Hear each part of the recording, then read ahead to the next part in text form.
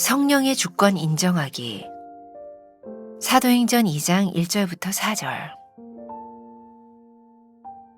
오순절 날이 이미 이름에 그들이 다 같이 한 곳에 모였더니 호련히 하늘로부터 급하고 강한 바람 같은 소리가 있어 그들이 앉은 온 집에 가득하며 마치 불의 혀처럼 갈라지는 것들이 그들에게 보여 각 사람 위에 하나씩 임하여 있더니 그들이 다 성령의 충만함을 받고 성령이 말하게 하심을 따라 다른 언어들로 말하기를 시작하니라. 성령의 역사는 성령의 주권에 달렸습니다. 성령이 임하시자 모인 사람들이 각각 다른 언어를 말하기 시작했습니다. 성령이 말하게 하심을 따라 주신 언어대로 말하게 되었습니다. 언어를, 그것도 원하는 언어를 간청해서 받은 것이 아닙니다. 성령의 주권적인 역사였습니다. 그들은 성령이 충만한 상태였고 성령의 온전한 지배 가운데 있었습니다. 성령 충만하려면 나의 주권을 내려놓아야 합니다. 내가 원하는 것을 성령께 강요하는 것이 아닙니다. 나의 열심으로 성령의 역사를 경험하는 것이 아닙니다. 성령의 주권을 인정하고 그분의 방식과 일하심에 맡겨야 합니다. 너희 안에서 행하시는 이는 하나님이시니 자기의 기쁘신 뜻을 위하여 너희에게 소원을 두고 행하게 하시나니. 성령께서 내 인생을 다시 쓰기 시작하십니다. 두려움과 실패의 이야기들을 담대함과 승리의 이야기로 바꾸어 가십니다. 팀 켈러의 탕부 하나님의 영어 제목을 주목하십시오. 프라디글이라는 말의 사전적인 의미는 무모할 정도로 씀씀이가 해프다는 뜻입니다. 하나님의 사랑과 은혜가 상식의 차원을 넘어 무모할 정도로 차고 넘친다는 의미입니다. 하나님은 무모할 정도로 우리를 사랑하길 원하십니다. 한이 없는 은혜를 베풀길 원하십니다. 나의 주권을 내려놓는 것이 두렵습니까? 손해보는 일 같습니까? 내주하시는 성령으로 살아갈 때 우리 삶에 놀라운 하나님의 역사가 일어날 것입니다. 나는 성령의 주권을 인정하며 순복합니까? 내가 원하는 것을 성령께 강요하고 있지는 않습니까? 차고도 넘치는 하나님의 사랑과 은혜를 갈망합니까? 오늘은 6월 20일입니다. 성령의 주권 인정하기라는 제목으로 말씀을 나누겠습니다. 20일 정도 계속됐던 성령에 대한 말씀을 오늘로 마무리합니다. 오늘 마무리하는 시간에 가장 중요한 것, 성령의 주권을 인정하자, 이런 말씀을 함께 나누어 보려고 합니다. 계속해서 반복되었던 이야기죠. 성령님의 인도하심을 구한다는 것, 성령님의 임재를 구한다고 하는 것은 우리의 주권, 우리가 가지고 있는 권리를 포기하는 것이다. 당연히 우리의 권리를 포기하면 성령님의 주권을 인정하게 되겠죠. 오늘도 제가 예전에 썼던 한 묵상글을 나누면서 오늘 이야기를 열어가 보려고 합니다. 아무것도 하지 마라. 마틴 로이드 존스가 이런 말을 했습니다. 나는 내 시간의 절반은 성도들에게 교리를 공부하라고 말하는 데 사용하고 나머지 반은 교리만으로 충분하지 않다고 말하는 데 사용한다. 요즘 제 목회에 많은 고민이 있습니다. 예수님께서는 부활하시고 승천하시면서 제자들에게 성령을 기다리라고 했습니다. 다른 말로 하면 성령님이 오시기까지 아무것도 하지 말라는 것이었죠. 우리의 어떤 노력보다도 성령님이 하시는 일을 앞설 수 없기 때문입니다. 혹시 그동안 우리는 성령님을 마음대로 이용하려는 사람들 때문에 성령님의 역사를 기피하지는 않았는지 말입니다. 우리가 명심해야 할 것은 성령님이 오시기 전에는 아무것도 하지 말라는 명령입니다. 하나님의 말씀과 성령님의 역사는 배치되는 것이 아님에도 불구하고 한쪽에 치우치지는 않았는지. 제가 한 달 동안 쉼을 끝내는 그때 그 다음 해를 준비하면서 성령님의 역사가 일어날 일에 대하여 고민을 하고 있었는데 아직 주어진 시간이 많이 있어서 기도하고 준비해야 되겠다는 생각을 합니다. 초대교회에서 그랬던 것처럼 아니 이 한국교회에 성령님이 일하심을 볼 수 있도록 그리고 그 역사들이 말씀 가운데서 조명되기를 바라는 마음입니다. J.D. 그리어가 쓴 Jesus Continued라는 책에 나오는 글을 조금 생각해 봅니다. 많은 것을 생각하게 합니다. 성령은 해야 할 일의 목록을 관계로 바꾸신다. 성령의 마음을 열라. 소명이 구체화됐다. 말씀은 영원하고 불변한다. 성령의 지시는 일시적이며 상황에 따라 다르다. 말씀은 약속을 준다. 성령은 때에 따라 모험을 하게 한다. 말씀은 전체적인 사명을 말해준다. 성령은 하나의 비전을 심어주신다. 말씀은 기준을 정한다. 성령은 행동을 지시하신다. 말씀은 결말을 보여준다. 성령은 출발점을 알려주신다. 말씀은 기대치를 정한다. 성령은 출발점을 알려준다. 말씀은 하나님의 성품을 기술한다. 성령은 우리가 하나님의 마음을 느끼도록 하신다.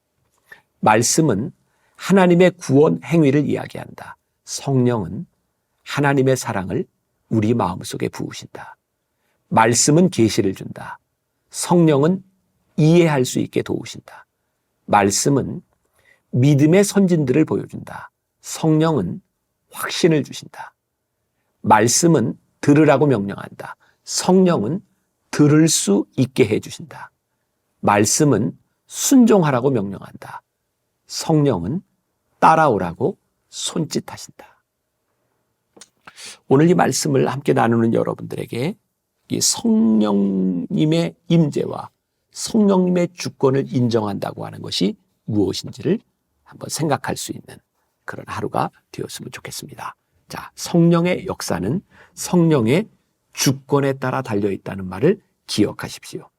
사도행전 2장에 보면 성령이 말하게 하심을 따라 주신 언어대로 그들이 방언을 했다라고 이야기를 하고 있어요. 굉장히 흥미로운 이야기입니다.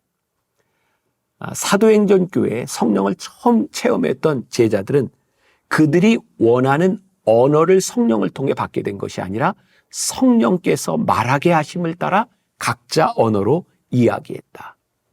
성령이 우리들에게 충만할 때 성령님이 주권을 가지고 우리를 지배하신다는 말씀이에요. 자, 두 번째 문장에도 보니까 성령 충만하려면 나의 주권을 내려놓아야 한다. 자, 여러분들 책에 나오는 빌립보서 2장 13절 말씀을 인용하고 있는데 너희 안에서 행하시는 이는 하나님이시니 자기의 기쁘신 뜻을 위하여 너희에게 소원을 두고 행하게 하시나니. 기가 막힌 말씀이죠. 너희 안에서 행하시는 이가 하나님이시니 하나님께서 우리 안에 하나님이 기뻐하시는 소원을 두고 우리로 하여금 행하게 하신다고 말씀하고 있어요. 성령의 주권이 우리들 안에서 작동하기 시작할 때 어떤 일이라고요?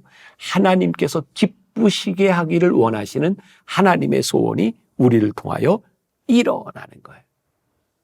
우리의 삶이 하나님의 소원을 이루는 삶이 된다는 것, 얼마나 가슴 뛰는 일이겠습니까?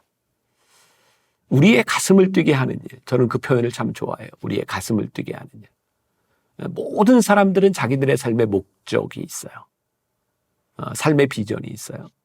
근데 그 삶의 비전들은 어느 한순간, 어느 환경에 따라 수없이 많이 좌절되는 것들이에요.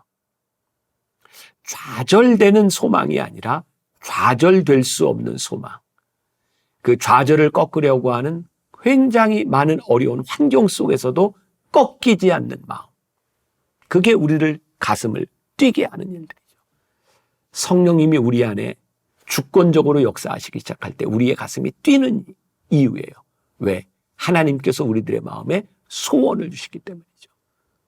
오늘 그런 도전을 드리고 싶어요. 우리 마음속에 있는 소원, 하나님이 우리들 마음속에 주신 그 소원은 무엇인가? 성령이 임하실 때 어떤 분은 그런 표현을 썼어요. 마치 우리의 인생에 덧칠을 하는 것과 같다. 자, 그림을 그릴 때 덧칠을 한다고 하는 것은 어떤 의미일까요? 밑그림을 기초로 덧칠을 할 수도 있지만 밑그림이 보이지 않는 상태에서 새로운 그림을 그릴 수도 있어요.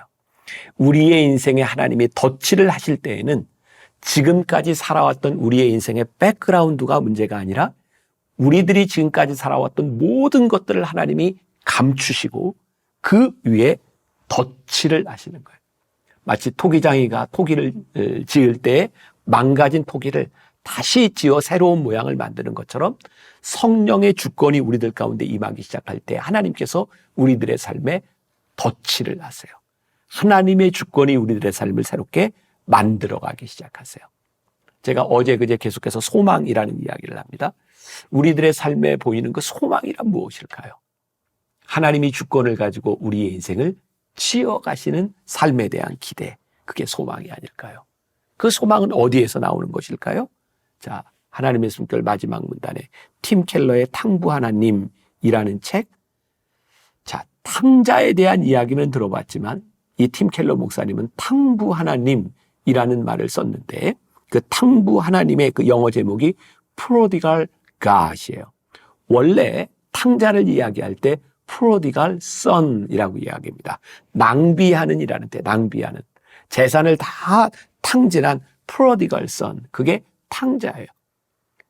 근데 팀 켈러 목사님은 탕부 하나님, Prodigal God. 그게 뭐냐면 하나님의 사랑이 너무 해퍼서 모든 것들을 다 낭비하는 무모할 정도로 사랑을 나누어 주시는 그 하나님. 그게 탕부 하나님이라. 우리들의 인생의 소망, 만일 하나님께서 계획적으로 계산적으로 우리들에게 말씀하신다면 우리들의 삶에는 소망이 없을지 몰라요. 근데 그 하나님이 어떤 하나님이라고 말씀하고 있냐면 프로디걸 갓, 아낌없이 우리들에게 주시는 무모할 정도로 우리들에게 자비와 사랑을 베푸시는 그 사랑의 하나님에 의지하여 성령님의 주권에 우리의 인생을 맡기는 거예요. 혹시 오늘 말씀을 나누고 있는 여러분들 가운데 내 인생이 망가졌다, 내 인생에 소망이 없다 라고 생각하는 사람이 있다면 성령님의 주권을 인정하지 않는 것이겠죠. Prodigal God, 우리들에게 아낌없이 주시는 하나님의 사랑을 인정하지 않는 사람이겠죠. 오늘 성령님의 주권을 인정하는 삶이야말로 가장 변화된 삶을 살 수 있는 우리의 인생이라고 하는 것을 우리들이 기억하며 오늘 우리들의 삶에 성령의 주권을 인정하는 하루가 될 수 있기를 간절히 소원합니다. 기도하겠습니다. 우리의 삶은 망가질 때도 있고 깨어질 때도 있고 소망이 없는 것처럼 보일 때도 있습니다. 그런데 성령님의 주권을 인정할 때 우리의 인생에 덧칠하시는 새로운 그림을 그리시는 그 성령님을 기억하고 의지합니다. 오늘 그 성령님의 주권으로 인하여 소망찬 하루, 기대 있는 하루가 되게 하여 주옵소서. 예수님의 이름으로 기도했습니다. 아멘.